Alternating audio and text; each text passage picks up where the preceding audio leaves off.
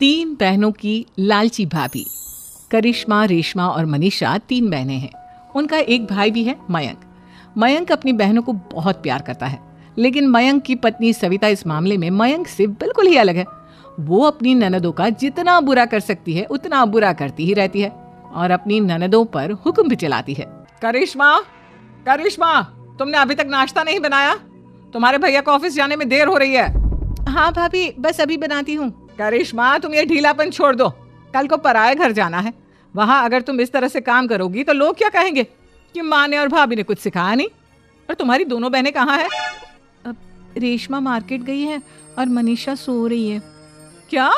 सुबह के 8 बज रहे हैं और ये महारानी अभी भी सो रही है?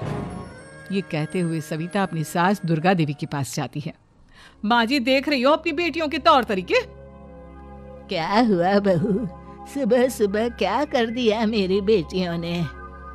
अरे एक तो अभी अभी उठकर किचन में गई है, दूसरी सुबह सुबह बाहर चली गई और तीसरी अभी तक सो रही है। क्या करूं मैं इन तीनों का? मैं तो परेशान हो गई हूँ। जाकर उठा उसे और रेशमा से मैं बात करती हूँ। सविता सीधा मनीषा के कमरे में जाती है और उससे कहती है, महारानी जल्दी उठो, सूरज सर पर आ गया है। भाभी थोड़ी देर और सोने दो ना, मैं रात को लेट सोई थी। वो क्या है ना, यूनिट टेस्ट चल रहे हैं। शराफत से उठती है या नहीं, या फिर पानी की भरी बाल्टी डालूं तेरे ऊपर? नहीं भाभी, मुझे बिस्तर में नहीं नहाना, उठती हूँ मैं।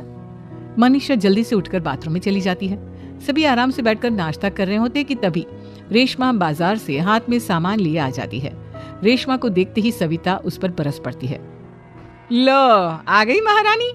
ऐसा भी क्या सामान लाना था जो सुबह आंख मलते ही बाजार की तरफ रवाना हो गई? भाभी, कल आप ही तो चीख रही थी कि घर का सारा सामान मुझे ही लाना पड़ता है, घर में किसी को भी किसी काम से कोई लेना देना नहीं है। अब मैं बाजार जाकर सामान ले आई तो आपको इस बात से भी तकलीफ हो रही है? देख रही हो माँ जी, अपनी बेटी की जुबान कैंची से भी तेज चलती है। और मयंक, आप तो कुछ कहेंगे नहीं अपनी लाडली बहन को। रेशमा, अपनी भाभी से ऐसे बात नहीं करते। चलो माफी मांगो। भैया, मैं क्यों माफी मांगू? आप भाभी से बोलिए ना कि हम पर कम हुक्म चलाया करे। हम इस घर की बेटियां हैं और आपकी पत्नी की ननद है, नौकरानी नहीं। लो कर लो बात। इनकी भलाई के लिए कुछ भी बोलो तो इन्हें बुरा लग जाता है। इस घर में यही इज्जत है मेरी। देख लो माँ जी, आपकी बेटी किस लहजे में मुझसे बात कर रही है। सविता वहां से चली जाती है। मयंक को बहुत गुस्सा आता है, वो भी वहां से चला जाता है। फिर करिश्मा रेशमा को समझाती है, रेशमा, तुम्हें भाभी से माफी मांग लेनी चाहिए थी ना। लेकिन दीदी, मैंने कुछ किया ही नहीं, तो मैं माफी क्यों मांगू? हाँ रेशमा दीदी जैसे ही घर में आई, भाभी ही उन पर चिल्ला रही थी। हाँ, मैं मानती हूँ कि गलती भाभी की थी। मैं तो इसलिए बोल रही हूँ कि भाभी ने माँ को तो पूरी तरह अपने वश में कर लिया है। वो हमारी बात सुनती ही नहीं। मयंक भैया हमारे लिए हमेशा खड़े रहते हैं, इसलिए उनकी बात का मान तो तुम्हें रखना चाहिए था ना। कोई फायदा नहीं दीदी, कुछ दिनों की बात और है, भाभी उन्हें भी हमारे खिलाफ भड़का देंगी। फिर वो भी माँ की तरह हमारी किसी बात का विश्वास नहीं करेंगे। इसी तरह सविता अपनी तीनों ननदों को किसी न किसी बात पर परेशान करती रहती थी। एक दिन मयंक अपनी तीनों बहनों के लिए गिफ्ट लाया। करिश्मा, ये तुम्हारे लिए हार का सेट। रेशमा, तुम्हारे लिए सुंदर सी ड्रेस। और मनीषा, तुम्हें किताबें पसंद है ना, तुम्हारे लिए किताबें लाया हूँ। थैंक यू भैया। थैंक यू भैया। थैंक यू भैया। करिश्मा, तुम्हारा नेकलेस कितना सुंदर है, ये भैया कहाँ से ले आए होंगे? मैंने भैया को 3 दिन पहले फोन पर ये डिजाइन दिखाया था और आज भैया ये ले आए। सविता तो अपनी ननदों के गिफ्ट्स देखकर जल गई और करिश्मा का नेकलेस तो उसे भी बहुत पसंद आया था।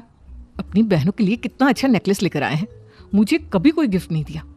मैं आज ही ये हार चुरा लूंगी। रात में सविता करिश्मा का हार चुरा लेती है और इसी तरह उसे अपनी ननदों की जो भी चीज अच्छी लगती वो उसे मांगती नहीं, बल्कि रात के अंधेरे में चुरा लेती। इसी तरह दिन बीतते गए और सविता ने मयंक के दिल में भी उसकी बहनों के लिए नफरत पैदा कर दी। एक दिन मयंक ने करिश्मा और रेशमा के लिए रिश्ता देखा और ये बात उसने घर में सबको बताई। माँ, करिश्मा और रेशमा के लिए बहुत अच्छा रिश्ता आया है। वो लोग कल इन्हें देखने आ रहे हैं। आप और सविता मिलकर सारी तैयारी कर लेना। ये सुनकर करिश्मा और रेशमा खुश हो जाती हैं, लेकिन सविता सोचती है, अगर इन दोनों बहनों की शादी हो गई तो घर और बाहर का काम कौन करेगा? मनीषा तो एक नंबर की कामचोर है, उससे तो किसी बात की उम्मीद लगाना ही बेकार है। मुझे इस शादी को रोकना होगा। अगले दिन सभी लड़के वालों के स्वागत की तैयारी करने में लगे होते हैं। तभी मयंक अपनी बहनों से आकर कहता है, तैयार हो गई तुम दोनों? देखो, दोनों लड़के बहुत अच्छे हैं, मैं कोई कसर नहीं छोड़ना चाहता, इसलिए तुम उनके सामने अच्छे से बिहेव करना और अपनी भाभी से लड़ने मत लग जाना। करिश्मा, तुम वो नेकलेस पहन लो ना जो मैं तुम्हारे लिए लाया था। भैया मैं बहुत देर से वो नेकलेस ढूंढ रही हूँ, लेकिन मुझे मिल ही नहीं रहा। क्या तुमने नेकलेस खो दिया? तुम्हें पता भी है वो कितना महंगा था? तुम कोई काम ढंग से नहीं कर सकती। मयंक गुस्से में वहां से चला जाता है।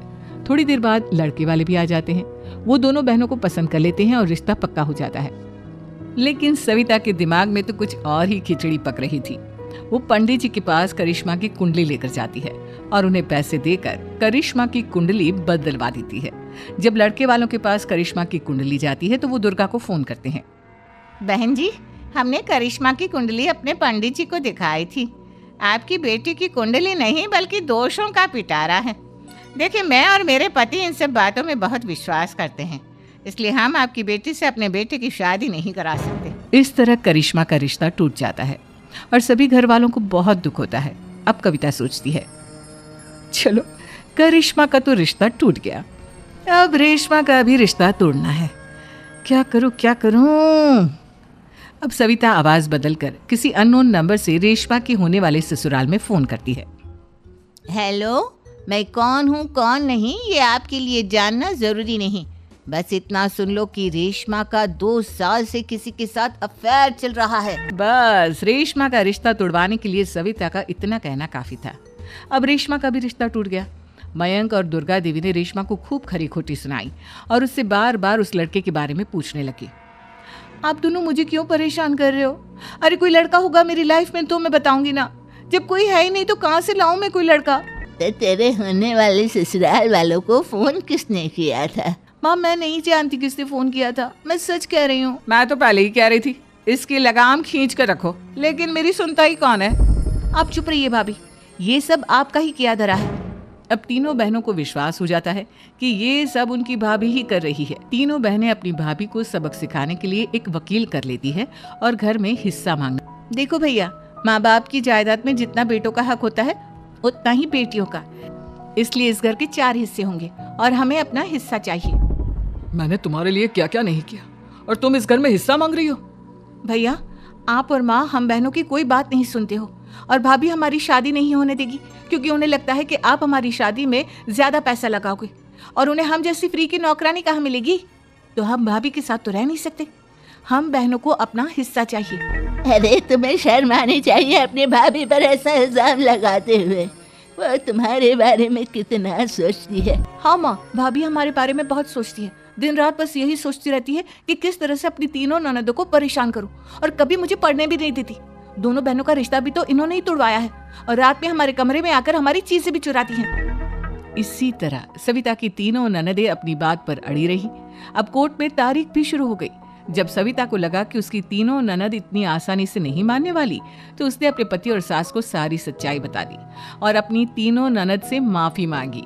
मयंक और दुर्गा को भी अपनी गलती का एहसास हो गया।